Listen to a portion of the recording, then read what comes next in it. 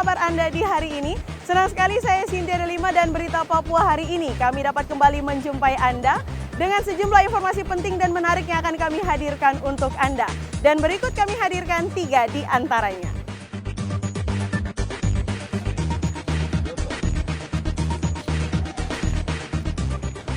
Tak terima diejek saudara kandungnya, seorang pemuda tega menganiaya kakaknya hingga tewas.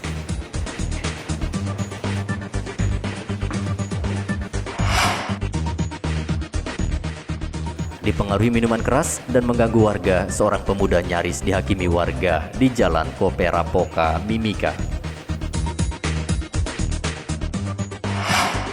Oke, jaga jarak dan pakai masker. Kita mendengarkan hiburan yang Berkumpul dalam acara panggung hiburan, ratusan warga di Merauke melanggar protokol kesehatan.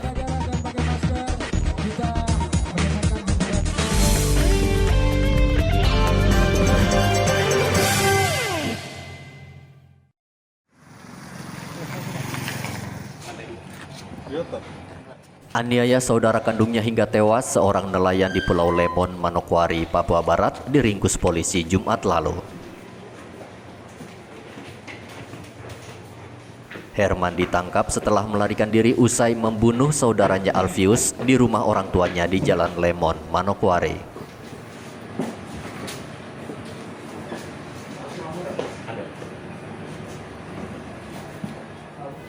Di hadapan polisi, Herman mengakui perbuatannya. Pada saat kejadian, dirinya merasa tersinggung oleh perkataan Alfius yang mengejek pelaku karena sering mabuk. Herman kesal dan langsung mengambil pisau dapur sehingga menganiaya korban hingga tewas. Iya. Yang satu kali kanan di ujung ini. Polisi menangkap Herman 7 jam setelah pembunuhan terjadi. Herman langsung ditahan di ruang tahanan Polres Manokwari. Sekitar jam 8 malam itu ada peristiwa perkelahian ataupun pembunuhan yang ada di keluarga Setnat Manggapro dan juga Herman Manggapro, yang mana dari permasalahan tersebut kami meluncur ke lokasi yang menggunakan kapal sekitar 15 menit.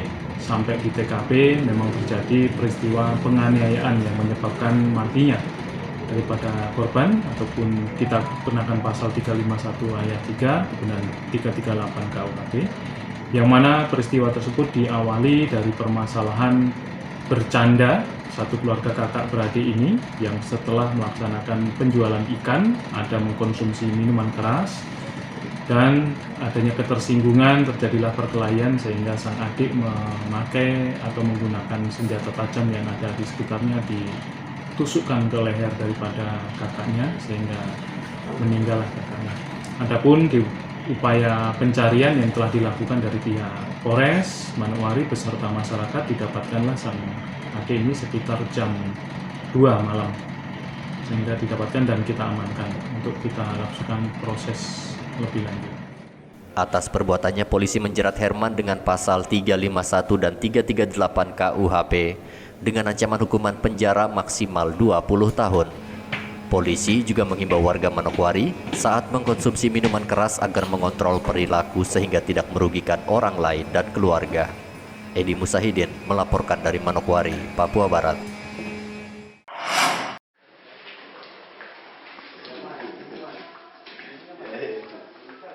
Polisi menangkap seorang pemuda yang sedang dipengaruhi minuman keras di Jalan Koperapoka, Mimika, Sabtu lalu.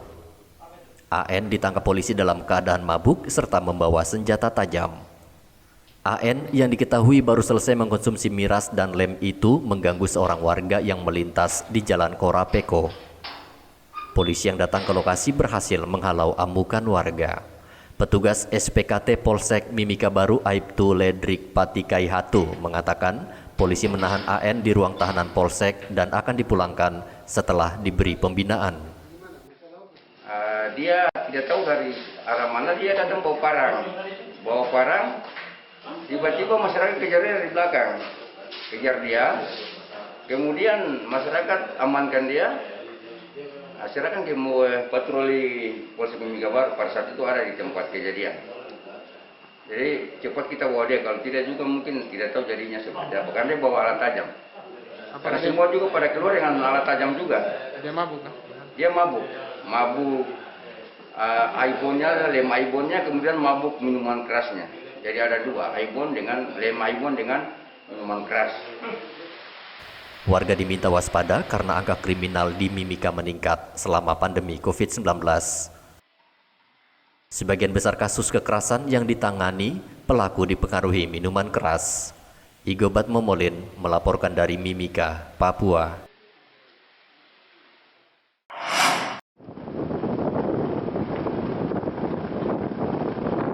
Menekan angka kasus kriminal di Mimika, polisi terus melakukan patroli malam di sejumlah ruas jalan utama.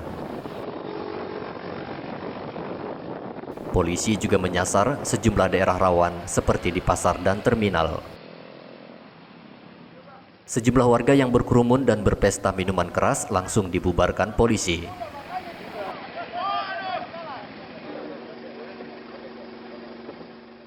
Polisi menemukan sejumlah pemuda yang berkumpul di ruas Jalan Hadi Utomo dan langsung dibubarkan. Itu jam berapa kamu latihan? Dari jam 3. Sampai jam berapa? Sampai jam...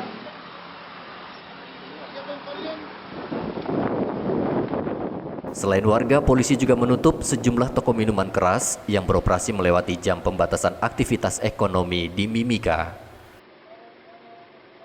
Kanit Reskrim Polsek Mimika Baru Ibda Yongki Rumte mengatakan, selain membubarkan warga, polisi juga menghimbau agar warga tetap mematuhi protokol kesehatan. Patroli malam, pagi, siang itu sudah menjadi atensi dari Bapak Kapolsek. Tujuan daripada kegiatan patroli tersebut agar bisa menekan tindakan kriminal, hal-hal yang dapat merugikan banyak orang, terus dapat meminimalisir kegiatan-kegiatan yang dianggap negatif. Contohnya seperti tawuran, pencurian-pencurian, begal, dan lain-lain. Oleh sebab itu, kegiatan patroli ini bukan hanya Polsek Miru saja, tetapi itu sudah jadi atensi pimpinan agar seluruh polsek yang ada di jajaran Polres Timika ini melaksanakan kegiatan patroli itu secara rutin dan berkala. Warga dihimbau tidak mengkonsumsi minuman keras berlebihan, apalagi berbuat onar. Polisi akan menindak tegas setiap pemabuk yang mengganggu kenyamanan warga lain. Igobat Momolin melaporkan dari Mimika, Papua.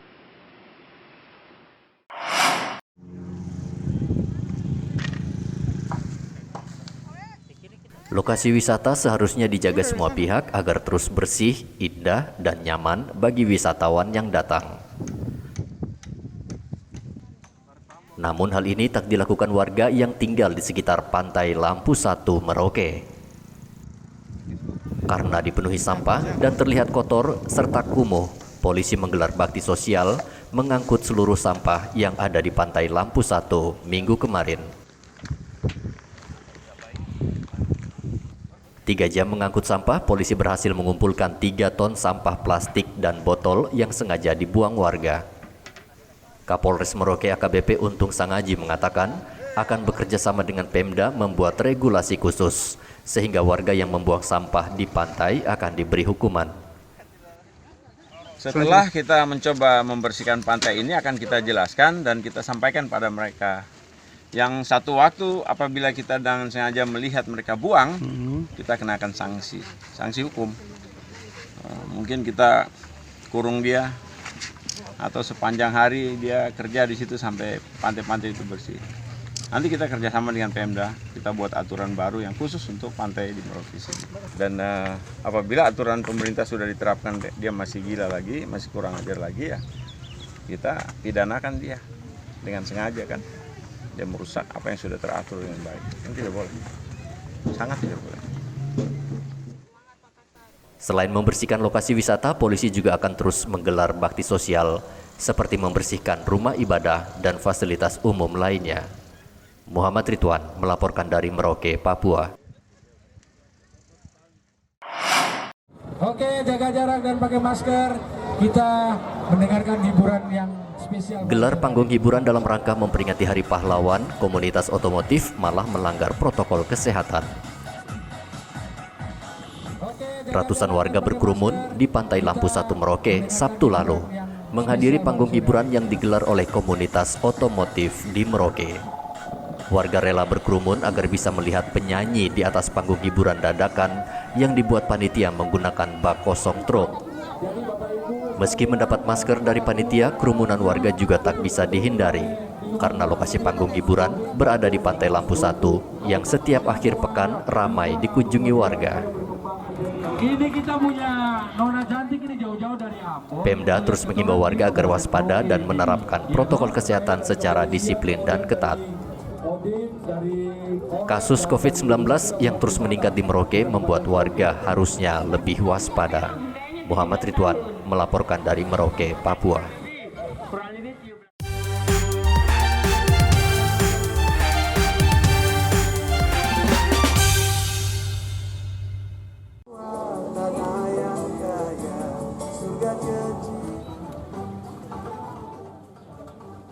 Mencegah terjadinya klaster pilkada, Satgas COVID-19 mengingatkan seluruh paslon pilkada Merauke agar menerapkan protokol kesehatan secara disiplin dan ketat saat berkampanye.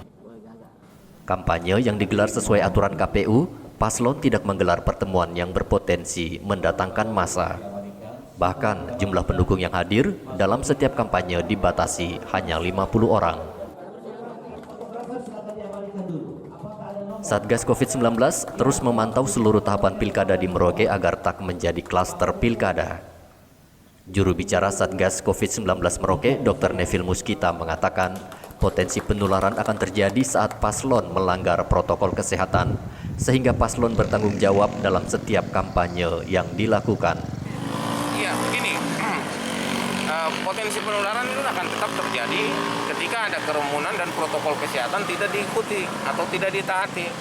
Dan ini yang perlu kita ingatkan dari awal untuk seluruh kontestan pemilu kada dengan partai pendukung untuk ikut menjaga ya simpatisannya ya untuk juga taat terhadap protokol kesehatan. Karena kita sama-sama tahu bahwa ada kerumunan-kerumunan, pertemuan-pertemuan, kampanye dengan ini yang mungkin lebih dari 50 orang dan semacam. Nah, kalau ini tidak mentaati protokol kesehatan dan di situ misalnya ada satu orang yang sudah terinfeksi, tentu akan menyebar, bisa jadi klaster pilkada. Sehingga ini yang perlu kita cegah, kita sama-sama paham dan kita ikut bekerja sama untuk mencegah penularan COVID di masyarakat. Satgas juga meminta pada 9 Desember nanti warga tak perlu takut datang ke TPS untuk menyalurkan hak pilihnya. Pasien COVID-19 di Merauke terus bertambah. Data per 15 November, pasien positif bertambah 3 orang menjadi 33 pasien yang kini dirawat di RSUD dan Hotel Asmat. Muhammad Ridwan melaporkan dari Merauke, Papua.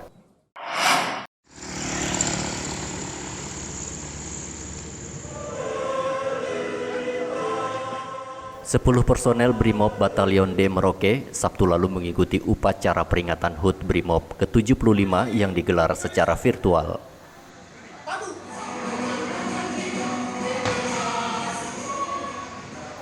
Kapolri Jenderal Polisi Idam Aziz memimpin langsung upacara peringatan HUT Brimob dari Jakarta.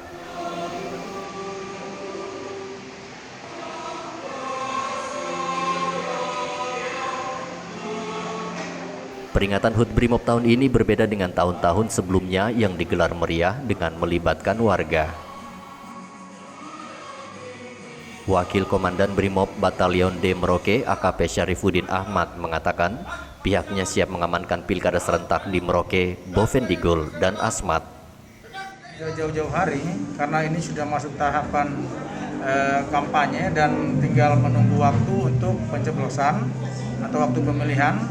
Sehingga kesiapan kami sudah dari awal kami mempersiapkan segala sesuatunya yang berkaitan dengan pengamanan, antisipasi perkembangan situasi yang ada di Kabupaten Merauke. Dan perlu kami jelaskan juga bahwa beberapa waktu lalu satu SST atau 30 personel kami dari Batalion D pelopor ini didorong ke Kabupaten Bovendigul untuk mengantisipasi perkembangan situasi di sana berkaitan dengan pilkada juga. Untuk personil yang ada di Merauke tentunya kami tetap full mempersiapkan segala sesuatunya, membekal Polres dan KPU tentunya dalam hal pelaksanaan pilkada di Kabupaten Merauke. Artinya untuk backup sejumlah kabupaten Asmat, Mapi, dan Bovendigul Pak, ketika terjadi chaos umpamanya di saat pilkada, apakah personil yang ada di saat ini cukup? Kalau kita melihat wilayah Batalion D ini memang sangat luas. Ada sekitar 12 kabupaten yang menjadi wilayah tugas backup dari Batalion D pelopor. Tapi kalau dilihat dari perkuatan personil tentunya kami tidak mampu untuk mengantisipasi perkembangan situasi kalau terjadi sesuatu di beberapa kabupaten ini. Sehingga tentunya secara prosedural kami akan berkoordinasi dengan Satbrimob Polda Papua atau Polda Papua sendiri untuk meminta perbantuan dari satuan-satuan yang ada di Papua khususnya ataupun dari Korprimob pada umumnya. Sarifudin juga menambahkan jika terjadi konflik dalam pilkada serentak, pihaknya akan meminta bantuan dari Brimob di Jayapura, mengingat ada 3 daerah yang menggelar pilkada serentak tahun 2020 yang harus diamankan di wilayah selatan Papua. Muhammad Ridwan melaporkan dari Merauke, Papua.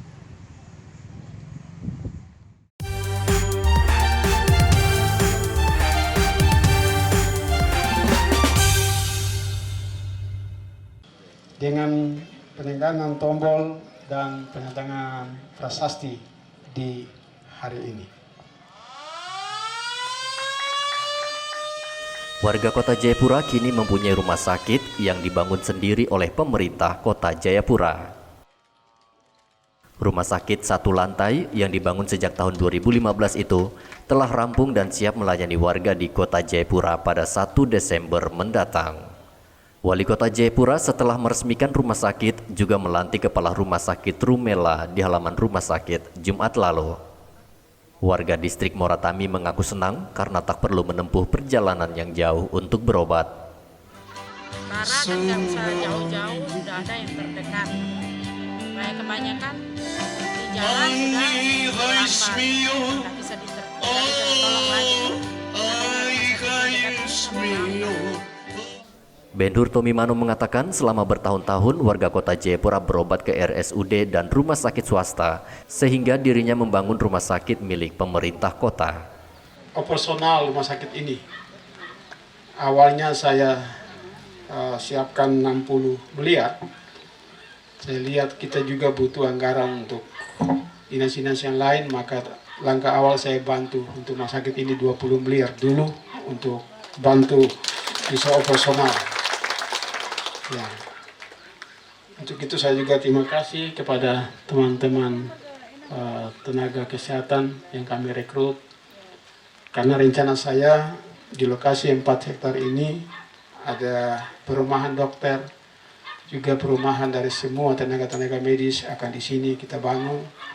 Juga kita akan bangun villa atau tempat untuk kalau ada pasien dari jauh mereka bisa sewa di sini untuk tinggal di sini, dan tempat ini kita akan tata lagi lebih.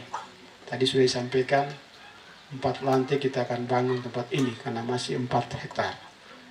Rumah sakit Rumela dilengkapi dengan fasilitas kesehatan yang bisa melayani warga dengan berbagai penyakit, diantaranya malaria, TBC, HIV/AIDS, kusta, dan memiliki poliklinik yang melayani warga setiap hari. Rian Tonai melaporkan dari Kota Jayapura, Papua. Pemirsa, usai sudah perjumpaan kita dalam Berita Papua hari ini. Bersama kru yang bertugas, saya Cynthia Deli mengucapkan terima kasih atas perhatian Anda. Selamat pagi, semangat pagi, Wanyambe.